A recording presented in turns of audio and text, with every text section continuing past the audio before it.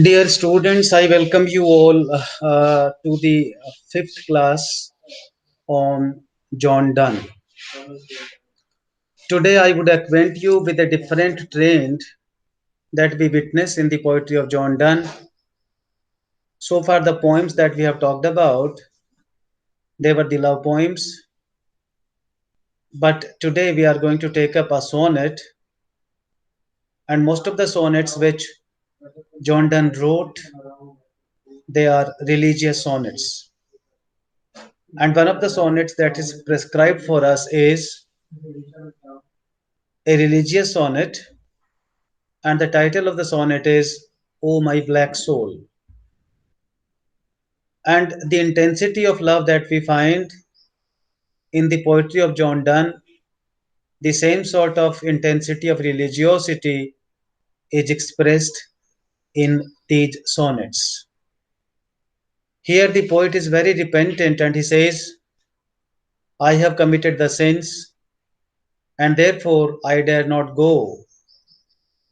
Means, I find it very difficult to stand before the God, before the Almighty, because of the sins which I have committed. And in order to illustrate his own position, he makes use of two images, and these images are that of a pilgrim, that is the traveler, and the other one is that of a thief. And then he says, this is a problem with me. What is the problem? That I have blackened my soul with sins. I have committed a lot of sins and thereby I have blackened my soul. वो कहता है कि मैंने बहुत सारे पाप करके मेरी आत्मा को काला कर दिया है. But then he says in the first 8 lines what he's talking about the state of sin, that he is in extreme state of sin. And then in the last 6 lines, especially in the last 4 lines, he talks about a remedy also. And he says that my sin can be, or the God can forgive me for the sins which I have committed if I repent and express my sincere gratitude to the Almighty. So he says repentance is the only solution of the sins which I have committed throughout my life. Now, this is a very small sonnet, but then very interesting. Now, I start the sonnet. O my black soul, now thou art summoned by sickness, death's herald and champion. Thou art like a pilgrim. Pilgrim here stands for a traveler. Thou art like a pilgrim which abroad hath done. Abroad means in foreign countries, which abroad hath done Trajan. Trajan, you know, Deshdroh. In Hindi, we call it an act of treachery against one's own country. That would be treason. And durst not turn to whence he is fled. Durst means dare, D-A-R-E. Not turn to whence. Whence means from where. Whence means from where. He is fled. He means he, H-E, fled, or like a thief. Now another simile or another comparison, which till death's dooms be read. Death's doom means sentence. Sentence, यानी कि punishment. Death's doom be read, Viseth himself delivered from prison, but damned and hold to execution. Hold means destined, D-E-S-T-I-N-E-D. Viseth, that still he might be imprisoned. Yet grace, now there is a slight change in the idea. Now, as you must be familiar, this poem is written in the form of a sonnet. That is, this poem is a sonnet. And this sonnet is the Petrarchan sonnet, or now this Petrarchan sonnet, if you remember, which we talked about when I was talking to you about Wyatt's poetry. Wyatt introduced this form of sonnet into English poetry. Now, what are the features of the Petrarchan sonnet or the sonnet that was introduced by Wyatt into English? poetry. Now there is an octave in the beginning, and this octave consists of 8 lines, and then it is followed by sestet, and this sestet consists of 8 lines. And after the octave, there is a slight change in the idea also.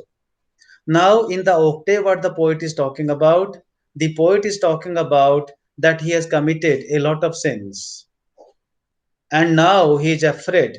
And for that purpose, in order to describe his own state of fear, he is making use of two beautiful images, and they are in the form of similes. These beautiful images are that of a pilgrim, that is the traveler, number one, and number two, that of a thief. Pilgrim or the traveler, why? Because he says, my art is like that of traveler who goes to foreign countries and commits a crime or offense against his own country, and is afraid to return, because the moment he goes back to the country, he will be punished for that. So he says, my art, my state is like that of a pilgrim, or the traveler who goes abroad and commits the act of treachery against his own country. Now he is afraid to come back, because when he goes back, the country will punish him for the offense that he has committed. And the second imagery that he makes use of is that of a thief. He says, a thief who has been imprisoned, who has been given the death sentence, he thinks that let him be here, let him be there in the prison, because so far he is there in the prison, or that he will remain alive. But the moment he is taken out of the prison, what will happen to him? He will be hanged, because he has been given the death imprisonment. So he says, I am afraid. I can't face the Almighty because I have committed a lot of sins. But then there comes a change in the idea in the sestet, as I said to you. And what is the change? The change is that although I have committed the sin, but then God is very powerful. And if I feel repentant about the sins which I have committed, then God will certainly forgive me. So he finds a remedy, and the remedy is repentance and suffering. He says, if I repent and go to the God, I have blackened my soul with all the sins. But then he says, by repentance, I will be turning my black soul into white. And white, as you know, is a symbol of purity in Christianity. So this is how he says, from black to white, black symbol of impurity, symbol of sin, but then white symbol of purity and symbol of religiosity. And that will, you look at the significance of colors in the poem. The poet has talked about primarily three colors in the poem. He talks about the black color, then he talks about the red color, and then he talks about the white color. Red color means it is the color of sacrifice. It symbolizes the blood of Christ. He says that I will turn myself into white. My black soul will become white through red. And what that red symbolizes? That red symbolizes sufferings. The blood of Christ, which is so pure, he says, will also make me pure. So you need to keep the significance of these colors in your mind when you study the poem, because that is very significant. Oh, my black soul. The poem opens with an address, and the poet is bewailing the fact. He says that I have sinned a lot, and it is because of the sins that I have committed that my soul has become black. By sickness, death's herald. And now he says, I am sick. I am sick. He says that now I am sick, and sick is the summon of death. Summon means call. हम कहते हैं ना court से समन आया है. And this summon means call. He says that the sickness is the call of death. Death's herald. Herald means declare or call. and champion. And he says, sickness is the champion of death. Sickness is the champion of death. Why sickness is the champion of death? Because one dies owing to sickness. We have to embrace death through sickness. And he says, what he further says, and champion. And champion means, and he says that it is the death. It is the death that properly belongs to sickness. And that is why sickness is the champion of death. In other words, what he's trying to say, he's trying to say, he's trying to illustrate the fact is that one dies owing to sickness, and therefore sickness is the champion of death. If somebody happens to ask you, why does the poet call sickness, the champion of death, then you can say that in fact, death depends for its existence on sickness. मृत्यु किस पर निर्भर करती है? मृत्यु, death be not proud, is another significant sonnet written by John Donne. Now in that sonnet he says that death don't be proud, because you are not independent, you are dependent. You are dependent on sickness, you are dependent on injury, you are dependent on several other things. Now the same sort of idea connotes here also. He says, death, sickness, you are the champion of death, because the because death will come into being because of sickness. And then the beautiful two images follow. Thou art like a pilgrim. Thou means your, and your, what is your here? The whole poem has been addressed to the soul, the whole octave. Thou art like a pilgrim. The poet addressing the black soul says that black soul, you are like a pilgrim. You are like a traveler. And here pilgrim is to be understood in the sense of traveler. Thou art like a traveler, which abroad hath done treason, who goes abroad and commits an act of treachery there. Thou art is like that of a pilgrim or the traveler who goes abroad and commits an act of treachery there, and does not turn to whence he is fled. And then, because of the act of treachery that he has committed against his own country, he is afraid to come back to the country from where he fled, from where he went. He says, because of the sins which have been committed by that person, by the pilgrim, against his own country, he does not want to come back to the country, because he is aware of the fact that the moment he reaches his country, he may be punished for the crimes, the offenses that he has committed. Trajan and does not turn to whence he is fled, or like a thief. And then the second beautiful image follows, or like a thief which till death's doom be read. Or he says that soul, your art means you are like a thief. Which thief? Who has been given, who has been given like a thief which till death's doom be read. Who is imprisoned? Who is imprisoned, or who has been imprisoned, which till death's doom be read, wisheth himself delivered from prison. Which till death's doom be read, wisheth himself delivered into prison, but damned and hold to execution, wisheth that still he might be imprisoned. He says that soul, your art is like that of a thief who, until the moment that he has been imprisoned, he has not been imprisoned. What he thinks, he has not been given the life imprisonment. He thinks that he must be relieved. He must be relieved.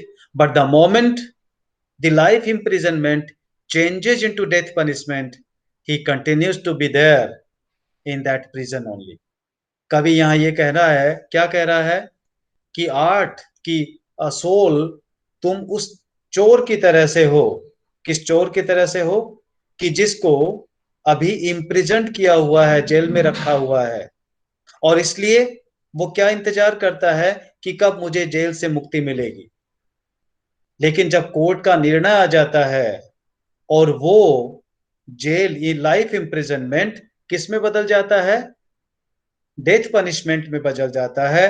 तो वो चोर क्या इच्छा करता है कि अब वो उसी जेल में रहे, उसका लाइफ इम्प्रिजनमेंट कंटिन्यू करे। बिकॉज अगर the moment the life imprisonment is over and he is taken out, he will be hanged to death. And therefore he says, I am very much afraid. Both the similes are very beautiful, both the images are very beautiful. One is the image of a traveler, and the other one is that of a thief. The thief who is imprisoned and who has been given the life imprisonment. Now, until the life imprisonment is there, the thief wishes that I do not know when I would be relieved, or I wish that I must be relieved. But the moment the life imprisonment is changed into death sentence, the very moment the thief starts thinking that let me continue to be here, because the moment I am taken out, I will be hanged to death. And he says, same is the case with you, my soul. Because my soul, you have blackened yourself so much by committing a lot of crimes, by committing a lot of sins. And then there is a change, as I said, and this change is marked by yet, yet a conjunction. Yet, when we talk about yet or but, these are the markers of contrast and contradiction. Yet grace, if thou repent, yet grace. Now look, now he does not address the soul, but soul as a part of grace. And who is grace? Grace is the Almighty. Grace is the Almighty. But then the poet says that the soul in you reside the grace also. In you resides the grace also. Yet grace, if thou repent, thou canst not lack. But who shall give thee that grace to begin? But then the poet says that addressing his soul, he says that if you repent, you will not be lacking into the grace. If you repent, you will not be lacking into the grace, means you will be having the chance to be forgiven. But then he puts a question, and the question is to himself, but who shall give thee that grace to begin? But then he says, soul, now who will imbue you with that grace? Now look at the combination. Earlier, the poet is addressing the grace. Addressing the grace means he considers that the soul is the grace. But then he says, who will give you that grace? Because that grace is all gone. That grace is all gone because you committed a lot of sins. But then he says that that grace can be acquired, that the God will take pity on you if you repent. Through repentance, you can gain the mercy of the Almighty. But who shall give thee that grace to begin? Oh, make thyself with holy mourning black. Mourning. He says this is the only way.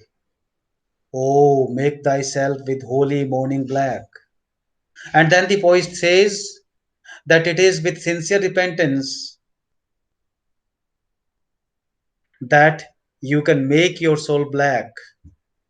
Sincere repentance will also make your soul black, but then and red with blushing.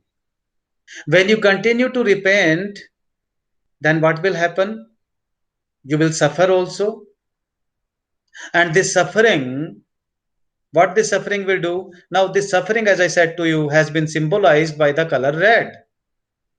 Now, he says that it will be through black and red. This will be the journey from black to red and from red to white. That is, it will be through suffering and repentance that you will be able to gain the grace of God. You will be able to dissolve yourself from the sins that you have committed, you will become very pure. And read with blushing. Blushing is used, blushing जब आदमी कोई शर्माता है, alright, उसको कहते हैं जिसको शर्म आती है, I am blessed with the sins which I have committed, so that is blushing. But here the poet is talking about that blushing. Blushing means I will be doing sincere repentance, and this is how I will be relieved from the sins which I have committed. He says that it is through the sincere repentance that I will be relieved from the same and repentance which my soul has committed or which I have committed. And read with blushing as thou art with sin, or washed in Christ's blood. And again, Christ's blood is red. He says, I have to make sacrifice as Christ made for the sake of humanity. In the same way, if I repent and make sacrifice, because Christ's blood again is a symbol of purity. It is a symbol of suffering also. He says that if I make suffering, if I suffer as Christ suffered for the sake of humanity, for the sake of mankind, if I do that, in that case, I will be able to gain, I will be able to win the grace of God. And yet, with blushing as thou art with sin, or wash thee in Christ's blood, which hath this might, that being red, it dyes and souls to white. That being red, and then the poet says, or wish thee in Christ's blood, which hath this might, that being red, it dyes red souls to white. And he says that when you make sacrifices and you become red, your body becomes red, it will be through this red blood that your black soul will be turning into white, means you will be gaining the purity and will acquire the mercy of the grace. And this is how your redemption will be possible. Redemption. Your redemption will be possible. Now, here the strong religiosity of the poet has been expressed. The poet, as a true Christian, what he was a staunch believer in God, in the Almighty, and then he believed in the notion of rebirth also. And it was because of these two notions that these strong feelings of sincerity, repentance, and commitment has been expressed. This is a sort of confessional poetry, confessional in the sense that I have committed a lot of sins, and now, God, I am in your shelter, and it is only you who will dissolve me, who will give me redemption, and thereby I will be able to gain the color of purity that is white. Okay, so what the poet is talking about? The poet is talking about that I have committed a lot of sins, and these sins I can I can relieve myself from these sins by sincere repentance, and by the sincere repentance I can win the favor of God. The God will favor me by black soul, and for this the journey will be that from the black I will go to red, and from the red I will come to white. And when my soul becomes white, it will be absolutely free from all the sins which I have committed. And thereby, I will be able to go to paradise. I will be able to go to heaven. Otherwise, because I sinned a lot and I was destined to go to hell, but then it is through this process that I would be securing myself. I would be securing for myself the heaven, and would be and would not be going to hell, which otherwise I would have been destined to. All right, so wonderful poem, no doubt about it. The poet has talked about his strong religiosity in a very, very wonderful manner, for which the poet deserves a lot of appreciation and praise. Okay, so this sonnet is over, and Before I end, I would like to acquaint you with the last poem, that is the ecstasy. Yes, sir. Last, not in the sense the last poem, but last in the sense that, Yesterday. yes, that Yes, tomorrow we yes. will take it up. And this is the only poem that we have to take up now from Yes. from the poems which are prescribed for our prescribed in our syllabus. Yes, sir. Now here the poet is talking about ecstasy. Ecstasy means the extreme state of happiness. Ecstasy means the extreme state of happiness. This is what ecstasy is. There are certain significant points about this poem, and those significant points are that this is the most representative metaphysical poem written by John Donne. Most representative metaphysical poem written by John Donne. Number one. Number two, this poem is a love poem. And in this love poem, again, there is a journey. And what is that journey? The journey is that is, the poet talks about the conjugal love. And from the conjugal love, he goes to the platonic love. So the poem is an expression of platonic love. Now, as I talked about this platonic love, I told you that Plato talked about this platonic love in his dialogue, and the name of that dialogue or the manual is Symposium. And there he talks about it that platonic love is neither sexual nor is it spiritual, but it is the attraction, deep attraction of a being towards the other being. And he says for that there may be several reasons. All right, now those reasons are not identified. So in this poem, the ecstasy is a typical state, it expresses a typical state of love. Now in Platonic love, when we talk about ecstasy, what is ecstasy? Plato again talks about this ecstasy also in his Symposium. He talks about the ecstasy. He says ecstasy is that state when the souls from the bodies of the lover, they come out from the bodies and interact. The two souls from the bodies of the two lovers, they come out from the bodies and interact with each other. Now he says when these two souls are interacting with each other, that would be the state of ecstasy for anyone or for the lovers.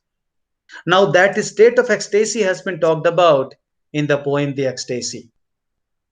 This ecstasy, let me tell you, even is a wonderful poem, and this is very significant even from examination point of view.